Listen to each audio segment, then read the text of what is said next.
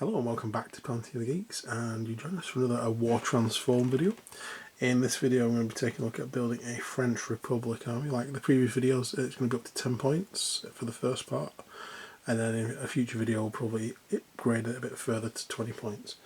So when I was looking through the book, I almost completely missed this option that's in the book, and this is for the Renault FT TSF under the unique units. There it is, which is a tank which replaces the captain.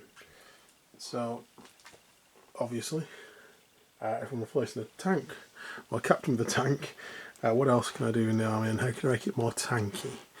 Right, I had a look up at the historical version of a TSF, and and the only one I could find was a big boxy version.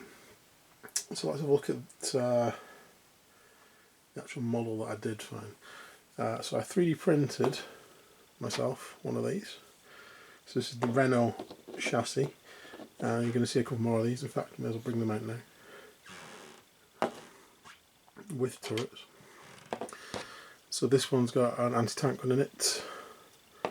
This one's got the normal gun. And I also printed off some extra turrets as well. So if in the future I want to change this one around and use it as a normal tank, I can, or if I want to change any of these around. So I've printed off some extra turrets for these guys. This wasn't a very expensive kit. It's on my mini factory. It was about £5 English ish, £4.99 or something like that. From memory, it wasn't expensive, considering the alternatives of buying them and buying them in bulk. That's only cost me what, £4.99 and maybe a third of the resin to print everything off, and some other things as well. When I was printing them off, one of the turrets broke, which is actually perfect. One of the things I will say about this kit on that is that this gun is very, very delicate. So depending on what kind of resin you've used, it might be very brittle. This one did break, but that's fine because we're going to use this. So back to what I was saying, the TSF tank is basically a communications vehicle. It has a big boxy turret on it, and there is another version of that on my mini factory as well, but I didn't buy that one because I already bought this. It's that similar. I just thought, well, this one's going to be a field conversion rather than previously planned. So this is a tank commander who has retrofitted an existing tank, put a comm system in it and something else. One thing I will say is, if you do print these off, just file down the turrets a bit. I did it on some of the others. Maybe I didn't do it. Just file it down a little bit, not too much. It fits really well, but it does get a bit stiff depending on where you're going. And obviously, if you've got that brittle gun on there and you press down, you can snap it. So it's probably worth filing it down a bit. I don't think it needs a magnet. You could easily just put a magnet in there to hold it in, and maybe even cut that off, or don't print that bit if you're good at editing.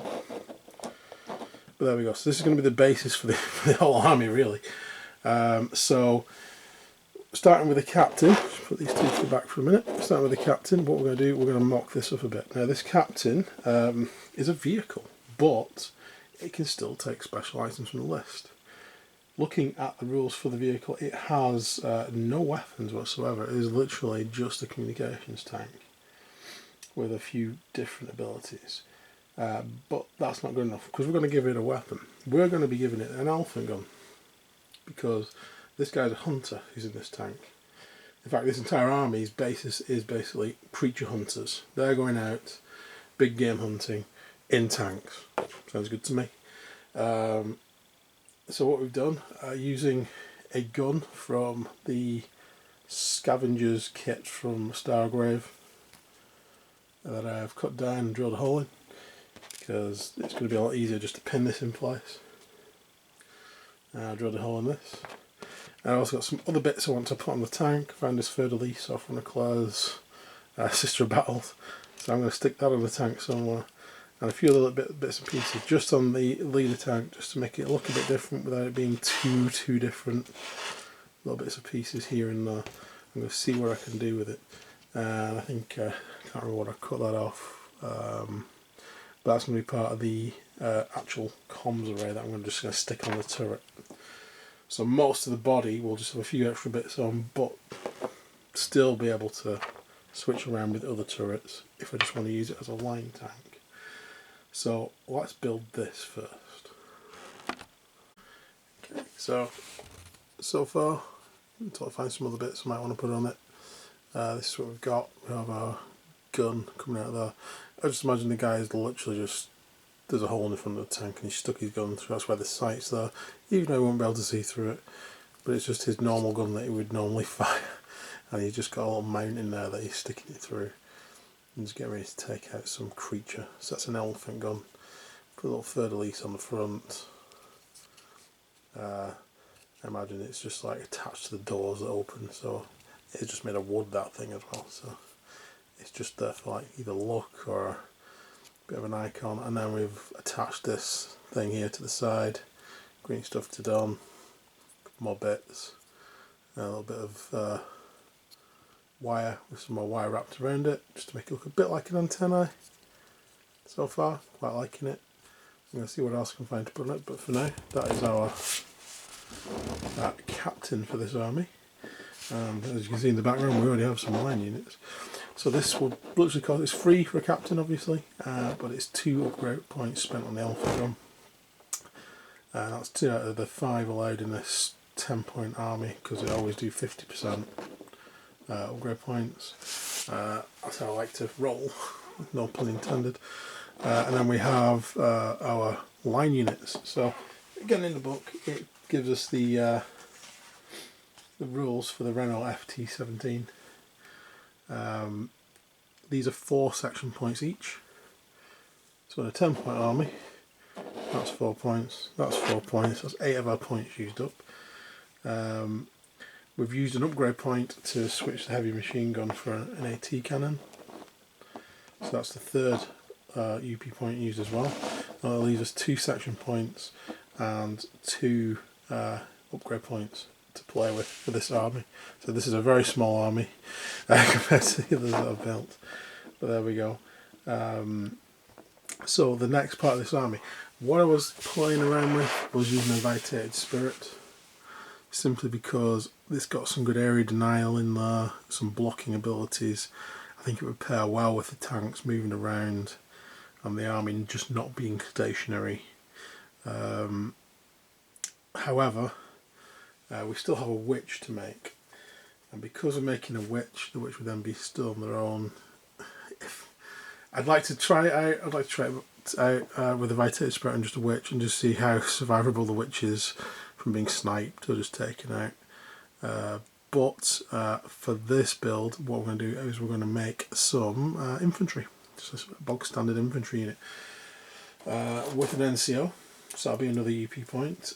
For that, we're just going to be using the Wargames Atlantic French brew, because we've used the German and the British brews, and I like them. They're not perfect, and there's some issues, but is the French brew. So we're going to be building 8 of these guys with an NCO. Unlike the other brews, these actually have 7 guys on. One of the 7 guys is actually a this one here looks a lot more like an NCO. I think it actually is. It's an NCO's outfit, or even an officer's outfit, to be fair. So when I cut these off, I'll cut that one off. I said there's 7 on here, and then I'll just take one off into the sprue for now. But there we go. So these are going to be the infantry unit for this. There are 2 section points, like all the infantry units, and I said there's going to be 1 upgrade point used on this. So I'm going to go ahead and stick these together. There's nothing really to say about these, because they are pretty much like any other soldier. You know, body, arms, match the. Hopefully it's got the numbers on. I haven't even looked. Yeah, it's got the R4 and R3, etc. Match them up with the right arms. Pretty much like the German and British brews. So let me build these. Okay, so we have our infantry unit. So these models are very straightforward to put together. All I've done with the officer is added a little bit of cultist stuff on. I just wanted to put some on his belt, because all the others have got these packs on that came in the sprue. So I think they're busy enough. I didn't want to add too much else to them as they are. And they are essentially just hunters. I don't want to put too much stuff on. I'll see how I do when I come to painting them, if I want to paint them any different from like this standard sort of French colour scheme. I'll have a think. But putting them together, they're actually from the 3 different plastic kits that I've done on the channel. I mean, I could include the Bulldogs as well actually, so some of those 4 kits, these were definitely the easiest to put together. The only thing I haven't tried from this kit yet is the machine gun. It doesn't look as chunky as the German one to try and fit on. It looks like the connection's okay with that, but I can't confirm it because I've not tried it yet. But everything else went together really well, quite well marked out compared to some of the other kits as well. So for putting it together, the French kit was the best.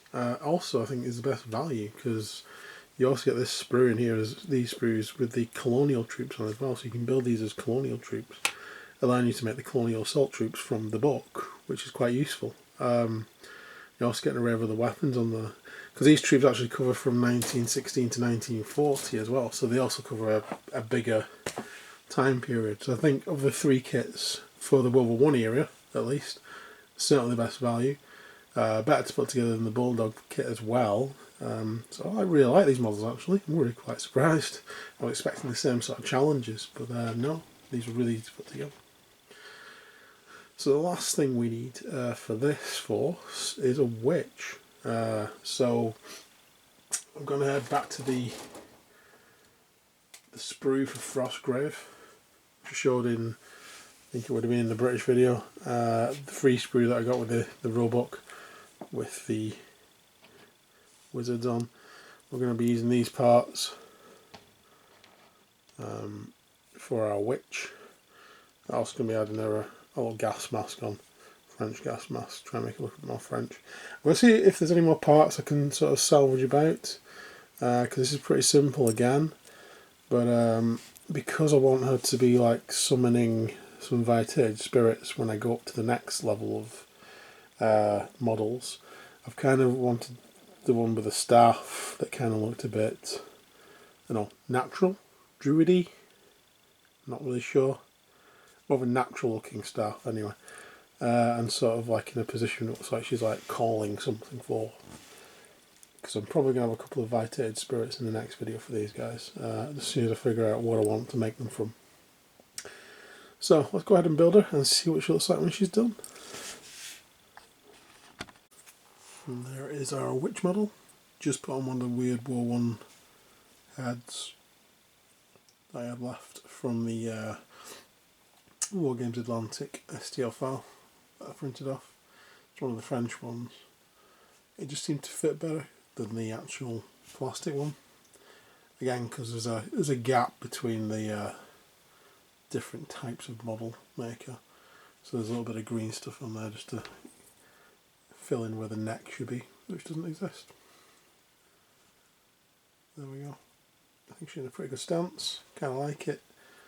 I would have liked to find some other stuff to put on her, but I don't want to make her look too busy, because it just doesn't work when you do that. But there we go. So that's our 10-point French force. Just to recap, we have 2 points of line infantry here. We have 4 points of tank, followed by 4 points of tank. That's our 10 points. We have our captain with our elephant gun, and we have our witch here. Now we do have some spare upgrade points. If you're using upgrade points, obviously this army at least needs 2 upgrade points to actually work, otherwise that's just a fancy pretend gun poking out the tank. So the witch will probably get a knife upgrade or something like that to help generate the manifestation dice, I think. But it's coming a bit short on upgrade points. I could put together, well sorry, we've got the NCO, so that's another point, so it's 3 points, 4 points. So it's only shy of 1 point compared to the army. It's not really enough to buy much for the infantry. And besides, when I upgrade the army to be a bigger army, I'm probably going to spend them then, so, because I've got some ideas. But if you want to see them, stay tuned for the 20-point French army video. But for now, please like and subscribe, and thank you for watching, and stay tuned for more War Transformed videos and other videos that I get time to do. Thanks again, bye for now.